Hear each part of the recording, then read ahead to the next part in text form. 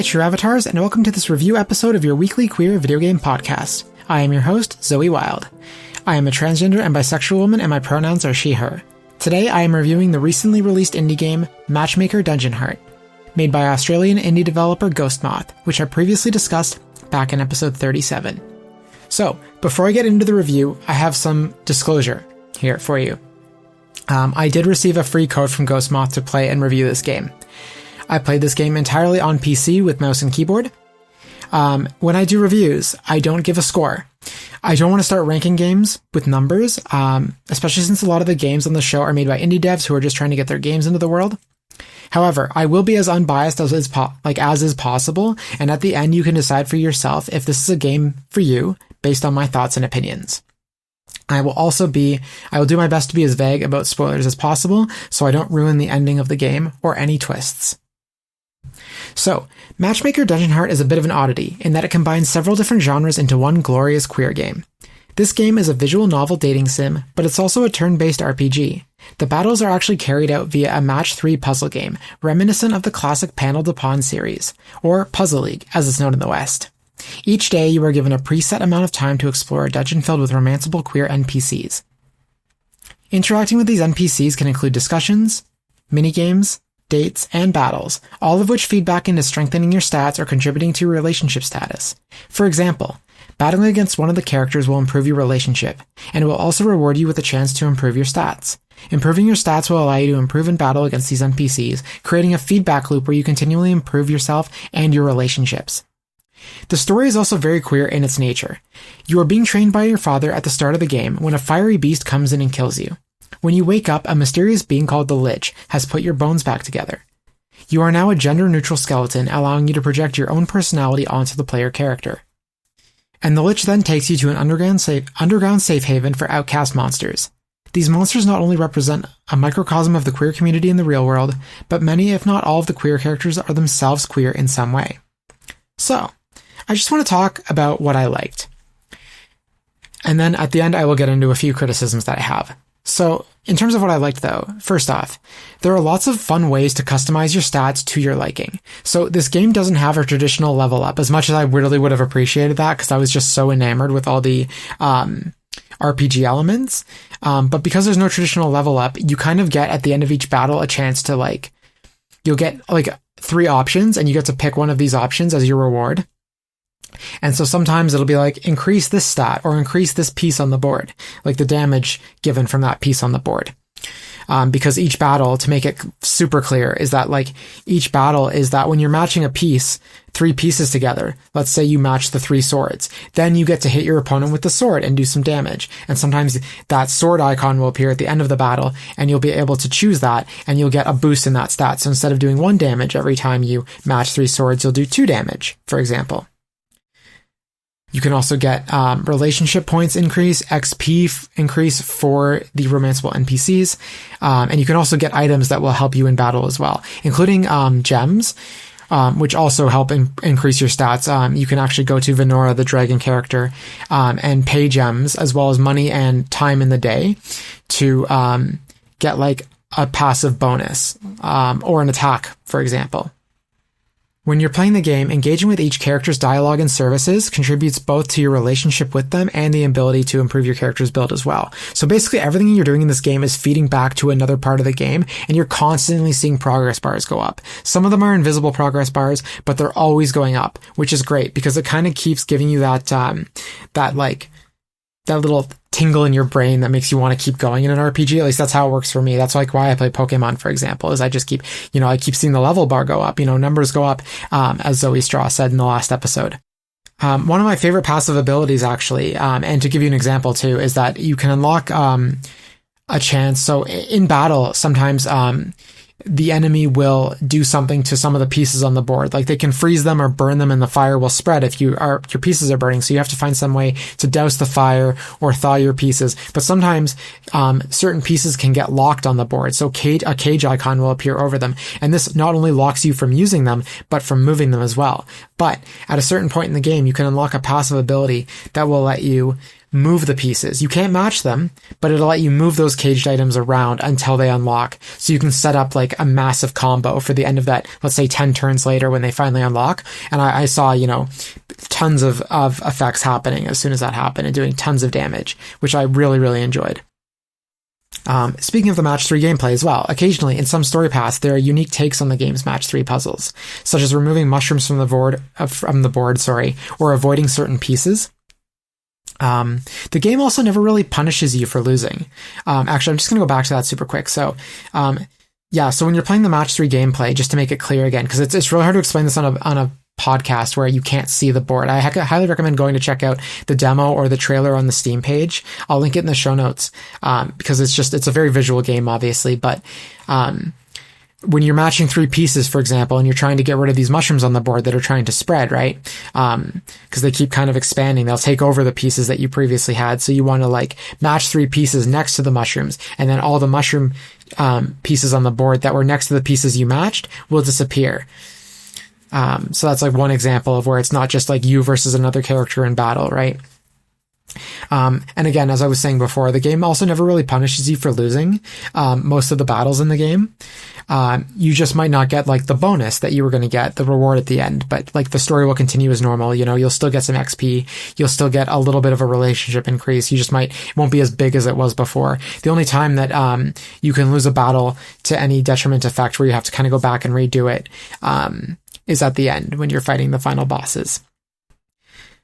So the story, I really, really liked the story. It seems very reflective of what's happening in the real world right now. So basically, you're in this dungeon called Torkadal, and you are hiding out with a bunch of other monsters there because monsters of all kinds are being hunted by every human on the planet, basically, or in the country. It's never really clear where you are in the world, but, you're hiding out, basically. And, at some point in the game's world, all these monsters were accepted. They lived and they thrived in the overworld with humans. But at a certain point, the peaceful age ended and the dark age began, and monsters began to be hunted en masse. And so now you're kind of hiding out with this like found family, queer little community that you've got. It's almost like a polycule, although not really, but you can romance multiple NPCs, so there is some polyamory to the game. But yeah, it's just very queer in that you've got this like found family and this like lich who's kind of this like, I don't want to say patriarchal because I'm not really sure of the lich's gender, but they're definitely very, I'm not really sure what the gender neutral term is for like patriarchy or matriarchy, but you get what I'm trying to say here.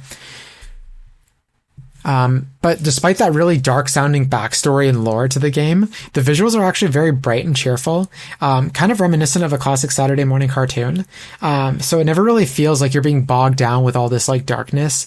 It's actually a very like kind of light game. All the characters are generally pretty happy. There's obviously some darkness and some sadness, right? There'll be moments in the game with that, but it never really feels like you're being bogged down, and it never really feels like you have to quit out of the game to kind of like get your bearings. There's a lot of happiness and a lot of queer joy to be found, as there is in real life. And there's tons of lore too if you want to dig for it. There's also lots of stuff in the relationships if you want to dig for it. Speaking of relationships and the characters, the player character is designed in such a way that they look completely gender neutral, with both pink and blue clothes in their design, a neutral body shape, and of course a skeleton body. All the characters themselves are unique, fleshed out, and overtly queer in some way. And in fact, a lot of them felt very familiar to me, like I've known them all my life. A lot of them felt very similar to people I know in real life. That is not to say that like queer people are kind of like very similar, just that like there are queer elements to all of us that are well represented in this game. There's like a lot of shared experiences, a lot of shared trauma that comes through, and a lot of queer people I meet in real life. It's what brings us together, and so all of this is kind of reflected in the game's characters as well. But the characters themselves are all very unique. There's lots of different designs, gender identities. There's lots of neo-pronouns in the game, which is really cool. At one point, Venora, the dragon, she says that she feels she must be a good dragon because she feels she must represent her entire species. And does not feel very apt today, right? So it's also kind of nice when you're romancing NPCs or interacting with them, is it's kind of really easy to tell which dialogue options will keep them happy and make them happy and get you a positive response, which will increase and improve your relationship with them. It's still satisfying though, because then, like, you've kind of made them happy, and it kind of feels like a very positive game despite the darkness. You're trying to bring light back to the world. It's also very funny. So a couple jokes that I'll just mention here. I won't spoil all the jokes, but there were a couple jokes that stood out to me that I really enjoyed. At one point, one of the characters, the cook, one of the characters mentions that they've attained free-range fairy wings as a drink ingredient. And they start off by saying fairy wings. And I'm using gender-neutral pronouns for this character because I cannot remember which character it was specifically that said this. It might have been the character with Caesar pronouns, but I'm not 100% sure. But either way, so they mention that they're using fairy wings as a drink ingredient. And don't worry, though, they're free range, like they were found on the ground. The reason I'm not sure is the wings might have been found by another character, the bird character. So I'm not sure. But anyway, I still found the joke really funny. It was just I tried to romance a lot of different characters in my playthrough, so it was hard to keep track of certain details, and for that I apologize. But the other joke I really enjoyed, and I also don't remember who said this as well, but someone says that the old ghosts in Torquedal in the dungeon, they've fallen asleep, and some of the battles have woken them up, and when they wake up they say, oh my gosh, I said I'd haunt Steve forever. Is he still alive? Do you have his address? So yeah, I really enjoyed the humor in the game. There's lots of other jokes that you can find, and to be honest, I didn't get a chance to romance and dive into. You only have so much time in each day in the game, and the way I was playing the game, like, it took me 12 hours to get through one playthrough. So it might have taken me more than 2 or 3 playthroughs to get through every character's complete path. And actually, there was one character who I did very heavily focus on romancing, who I could not complete their path, and I'll get to that later, which is unfortunate because I was really enjoying that path as well. But before I get to that criticism, tons of mini games in this game. Every character has some kind of like mini game or extra little like thing you can do to kind of increase your stats. Not all of them are mini games, but a lot of them are. And some of my favorites were the delving for gems.